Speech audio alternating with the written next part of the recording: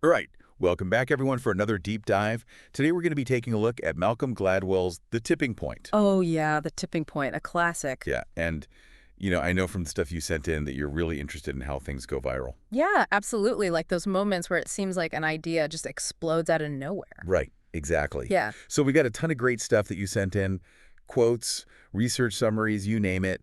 And today we're going to break it all down. Awesome. So we're going to figure out not just what a tipping point is, but like the WHY behind it all. Like, how does this stuff actually happen? Well, and I think what's so cool about Gladwell's approach is that he uses this analogy of like an epidemic. Okay. So he argues that ideas and behaviors, they can spread just like a virus.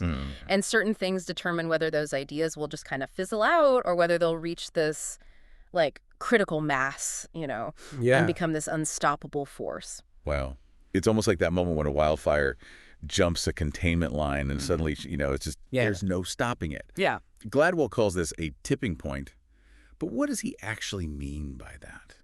He defines it as the precise moment when an idea or a trend or a behavior crosses a threshold and then boom, it spreads rapidly, it reaches critical mass. Okay. And from there, it's like a runaway train. That is a powerful image. And it really does like perfectly connect to that going viral thing, Yeah. that we were just talking about. Yeah. Gladwell even uses like this mind-blowing analogy to illustrate just how powerful this exponential growth can be. Oh, yeah, yeah. He talks about folding a piece of paper in half 50 times. Right. And so imagine you're taking a normal piece of paper, like a standard sheet, and you fold it in half and then in half again, and you keep doing that 50 times. 50 times. I mean, I'm picturing like a stack of paper that I could still hold in my hands, you know what I mean? Right. And that's what most people think. Yeah. But the crazy thing is, if you could actually fold it that many times, the resulting stack would reach the sun. Yeah. Isn't that wild? That's crazy. It just shows you how, like, seemingly small actions, right, when you repeat them and amplify them, they can lead to huge results. Okay. That is seriously mind-blowing. Yeah. So we've got this paper stack reaching the sun. That's the power of a tipping point. Right. But how do we get there? Like, what are the mechanics behind it all? Well, Gladwell breaks it down into 3 key rules that kind of work together to create the perfect conditions for a tipping point. Okay. So we have the law of the few, the stickiness factor, and the power of context. Okay, so let's unpack those, starting with the law of the few. It sounds like this one's all about the people involved. Exactly, yeah. So the law of the few, it basically states that not everyone has equal influence when it comes to spreading information or driving change. Right. Certain individuals, they play this, like, disproportionately large role. Okay, so it's not about reaching, like, everyone. It's about reaching the right people. Exactly. You don't need, like, millions of people to start a movement. You just need the right few in the right places. Think about, like, the 80-20 rule. 80% of the effects, they come from 20% of the causes. Gladwell says that applies to tipping points, too. Oh, interesting. Just a small percentage of people can have the biggest impact. So who are these, like, influential few? Well, Gladwell identifies 3 types: connectors, mavens, and salesmen. Okay, let's start with connectors. What makes them so special? Connectors, they are the masters of networking. They know everybody, right? And they effortlessly bridge, like, different social circles. They connect people who might never have met otherwise. Or like the social glue. Exactly, yeah. Gladwell gives this great example of a woman named Lois Weisberg. Right. She was known for her ability to connect people. And he tells this story about how she, just because she knew them, brought together Arthur C. Clarke, Isaac Asimov, and Robert Heinlein, all these, like, giants of science fiction for dinner. Oh, wow. I would have loved to have been a fly on the wall for that conversation. Right. That's amazing. But it's not just about these, like, famous names, right? Yeah. Think about people in your own life who just seem to know everyone. They might not be hosting dinner parties with, big authors, but they're the ones who weave the fabric of their communities. That's a great point. It makes you realize that being a connector is about more than just collecting business cards, right? Right. It's about actually being interested in people and seeing the value in bringing them together. Yeah. And a lot of times these connectors, they're not even doing it consciously. They just have this knack for it, Yeah, totally. Okay, so we've got these master networkers, the connectors. What about the mavens?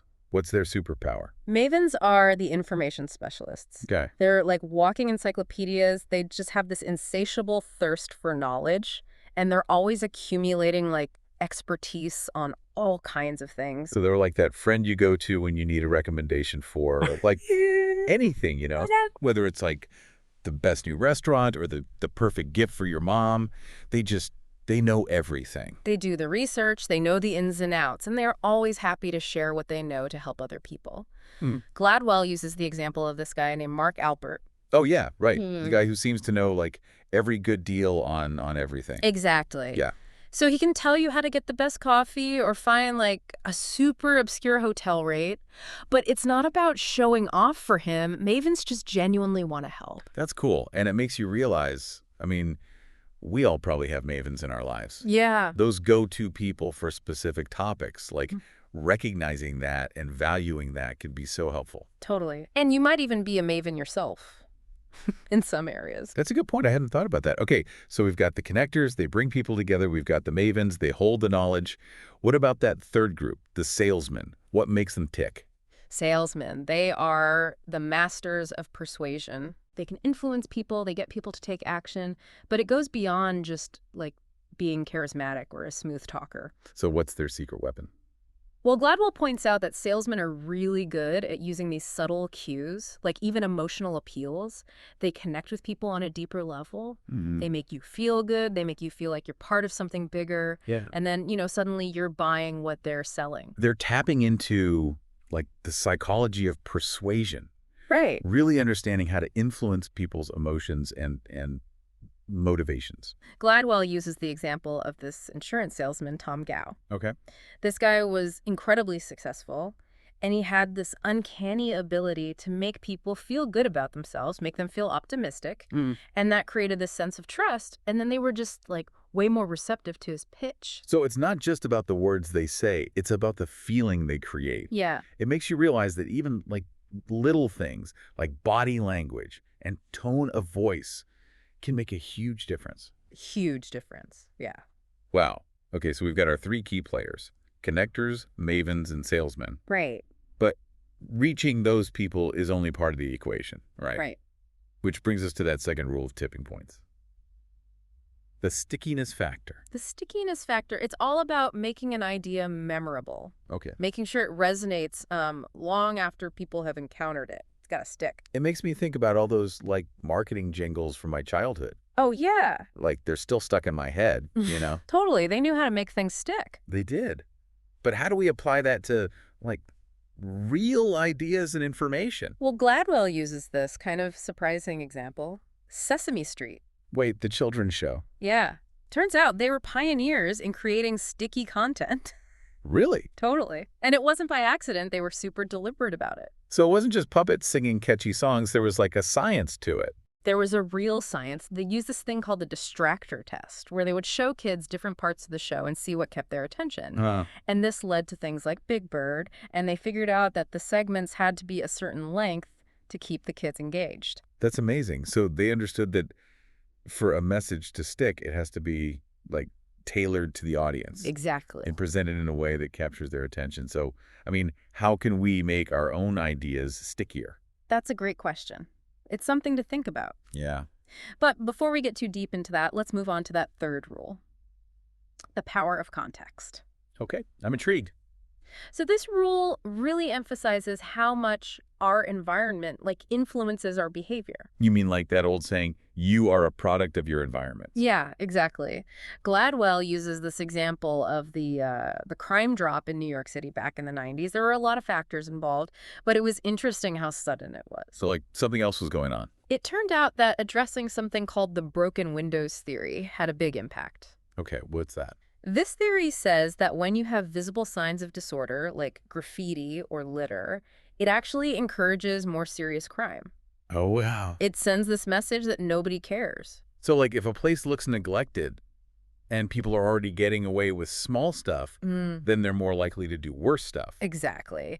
So by cleaning up the subways, cracking down on fare evasion, addressing those visible signs of disorder, they changed the whole context. And it made it less likely for crime to happen. It's amazing how something as simple as like cleaning up graffiti could have such a big impact. Right. And it makes you think about the environments we create in our own lives, right? Like at home, at work, even online. Are we encouraging good behavior or are we accidentally making it easier for bad stuff to happen? That's a good point. So we've talked about Gladwell's 3 rules: the law of the few, the stickiness factor, and the power of context. It's wild how these like separate ideas are all connected They really are. and work together to create these moments of explosive change. Yeah, and what's really cool is that Gladwell doesn't just leave us with theory. He uses real-world examples to show us how these rules play out in action. Okay, I'm ready to hear about those. What are we going to be exploring? Well, one that always stands out to me is the story of Hush Puppies. You mean those shoes? Yeah, those suede shoes. In the mid-90s, they went from being, like, totally dated Yeah. to being super trendy almost overnight. I remember that. It was like they came out of nowhere. What happened? It all started with a small group of, like, trendsetters in New York City. They started wearing them, almost ironically, because they were seen as so uncool. So like, it's so uncool, it's cool. Exactly. And then as they started wearing them, fashion designers noticed, and eventually it spread to, like, everybody. It's a perfect example of the law of the few, right? Totally. Just a few connectors, and suddenly everybody's wearing Hush Puppies. But it's funny that they chose something so, like, unexpected. It wasn't a designer brand. It was these, like, simple shoes that everyone had forgotten about. That's what's so cool about tipping points. They often come from unexpected places. Yeah. Gladwell also talks about some more serious examples, though, like the Micronesian suicide epidemic. Oh, wow. Yeah, that's a heavy one. Yeah. So back in the 60s and 70s, suicide rates among young men in Micronesia just, like, skyrocketed. What caused that? It's complicated, but it seems to have started with a few highly publicized suicides, especially of people who were seen as, like, charismatic or influential. So their actions, even though they were tragic, kind of gave other people permission to think about suicide as an option. Yeah, it's a really sad example of how much influence certain people can have, even without meaning to. Gladwell calls them permission givers. Permission givers, huh? Yeah, so even people in seemingly unimportant positions, their actions can really shape what's seen as acceptable behavior. It's a reminder that we all have more influence than we Yeah. realize, right? Like, we should really think about the choices we make, the messages we send, even the ones we don't realize we're sending. Yeah, definitely. It also shows how powerful social contagion is, how behaviors and ideas can spread through a whole population. Wow, this is giving me a lot to think about. All this stuff about tipping points is fascinating, but I'm already starting to see how it connects to, like, so many parts of our lives. Oh, yeah, absolutely. And we've only just scratched the surface. Okay, so my brain is officially, like, buzzing with all this tipping point stuff. We've talked about the law of the few, the stickiness factor, the power of context, but now I kind of want to see it all play out, in the real world. You mentioned smoking as an example. Yeah, smoking it's a really interesting example because you can see both contagiousness and stickiness at work. So think about how smoking spreads. It's often that law of the few at play, right? Think, like, those cool kids in high school, they become the connectors. They make smoking seem, like, rebellious and cool. Right, yeah, they're the ones who kind of give everyone else permission to try it. Yeah, exactly. But then it's not just about fitting in. There's also the physical part of it. Right, the nicotine. Yeah, and that's where the stickiness factor comes in. Nicotine is incredibly addictive, and that's why people have such a hard time quitting. It's like that hook that just keeps bringing people back, even when they know it's bad for them. It's like a trap, almost. You get drawn in by wanting to be cool, and then the nicotine just takes over. But this is where it gets really interesting. Gladwell talks about this group called chippers. What are chippers? Chippers are smokers who, well, they never become fully addicted. Really? Yeah, they might smoke, regularly, even a few cigarettes a week or even a day, but they don't experience the same, like, intense cravings or withdrawal symptoms that hardcore smokers do. So wait, they're not, like, truly addicted, Yeah. but they still smoke? It really challenges how we traditionally think about addiction, right? It totally does. Because it means that nicotine isn't the only thing that makes someone an addict. I mean, what makes these chippers different? Is it, like, genes? Willpower? This is huge, This could help us understand addiction so much better. Because maybe it's not as simple as we thought.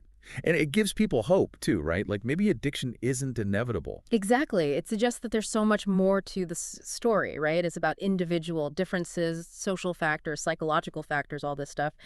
It's really complex. Yeah, it makes you wonder if there are chippers in other areas of addiction, too. People who can do things that are, potentially addictive, but they don't get totally hooked. Now, that's a research project I would love to see. Right. And it just reminds us to not oversimplify things. Gladwell actually uses smoking to critique those traditional anti-smoking campaigns, too. You mean the ones that, like, focus on the health risks? Yeah, exactly. It's not logical, right? Scare people into quitting. Oh, yeah. I mean, it makes sense. It does, but Gladwell says that, especially for teenagers, it can actually backfire. What? Really? Why? Well, teenagers, they naturally want to rebel, Yeah, right? I guess so. And they're drawn to things that adults tell them are bad or dangerous. So by saying smoking will kill you, you might actually make it seem more appealing to them, more rebellious. So it's like reverse psychology? Kind of. The more you tell them not to do it, the more they want to. Wow. That's such an important point, especially since so many of those campaigns are aimed at young people. It just goes to show you really have to understand your audience and how they think. It does, and it's a perfect example of how context really matters. The same message can have a totally different effect depending on who's hearing it and what their motivations are. I'm telling you, these real-world examples are really bringing this whole thing to life. We've got fashion trends, suicide epidemics. It's amazing to see how those three rules, the law of the few, the stickiness factor, and the power of context, how they all work together to create these moments of massive change. So where does this leave US? What does all this mean for our listeners, in their OWN lives? That's the question we all need to be asking ourselves, right? We've learned about the theory, we've seen it play out in the real world, but now the challenge is to take this knowledge and actually do something with it. So it's one thing to understand it, but how do we use it? How can we, create positive change with this stuff? Where do we even begin? Let's go back to those three rules. The law of the few, the stickiness factor, and the power of context. Let's see how we can actually use them. Okay, break it down for us. So first, the law of the few. Think about the people you know. Do you have connectors, mavens, salesmen in your life? People who could help you spread a message. People who could, amplify your impact. It's like bringing together a team, right? It is. And if you find those right people, it can make a huge difference in getting your message out there. So think about those networks you already have and who you could connect with. Okay, so first, build your team. What's next? Think about the stickiness factor. How can you make your ideas, your message more memorable? How can you make it resonate so people remember it long after they've heard it? Yeah, I mean, we're bombarded with information all the time, right? Yeah. So your message has to stand out. It has to stick. Exactly. Could you use stories, images, humor? You got to find creative ways to make those ideas grab people's attention. It's like writing a catchy song. You want people to be humming it all day long. Exactly. And don't forget the power of emotion. People are way more likely to remember things that makes them feel something. So tap into the heart, not just the head. Okay, we've got our team, we've got our message. What's the third piece? Context. Don't underestimate how important the environment is. How can you create the right setting, the right mood, so your ideas have the biggest impact? So context is everything. It's like setting up the stage for a play. The right lighting, the right set design, that can make all the difference in how the audience experiences it. Exactly. So think about how you can prime people to be receptive to your message. This is all so practical. I love it. It's like Gladwell has given us a toolkit, a toolkit for creating change. He has. And it's up to us to actually use it. So to our listener, think about these principles. Yeah. This isn't just theory. This is about doing something. Exactly. Where could you create a positive tipping point? What changes could you make? Exactly. Who could you get involved? How could you start something that creates a ripple effect? Real, lasting change. Remember, even small things, when you get the conditions right, can have a huge impact. It goes back to that paper folding analogy, right? With a little understanding, we can all unfold our ideas and create a better world. It's so easy to look around at everything going on and feel like what I do doesn't even matter. Right. I'm just one person, But Gladwell's work, it reminds us that change can start small. It's about looking for those tipping points, those moments where even small things can make a difference. And think about all those iconic moments in history where one person or one small act sparked a whole movement, like Rosa Parks refusing to give up her seat on the bus, or even that tweet that started the Arab Spring. They weren't planned revolutions. Those were tipping points, Yeah. you know, Yeah. the right conditions, and suddenly a small action has a huge impact. And it's not always these like grand gestures. It's the choices we make every day, the people we talk to, the messages we share. We can all be a part of that. Absolutely.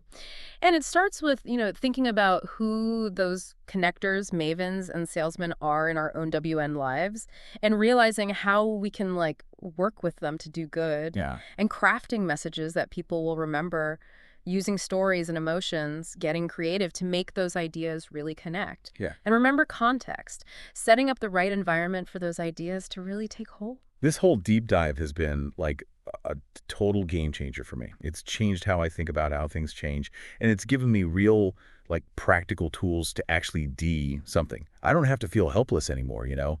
I can understand how things work, and I can use that to make a difference. And you don't have to wait for someone else to do it or wait for the perfect moment. The power's already there, inside each of us. Whether it's fighting for something you believe in or spreading hope or even just making your little corner of the world a little bit better, you can be the one to start something amazing. I love that. We can all be the spark. This has been so inspiring. Thank you so much for talking about the tipping point and reminding us that we can all create change. Absolutely. It's been my pleasure. And remember, the world is full of tipping points just waiting to happen. So go out there and be the one to make them happen. Be the connector, the maven, the salesman, the spark. Until next time, everyone, stay curious and keep those tipping points in mind.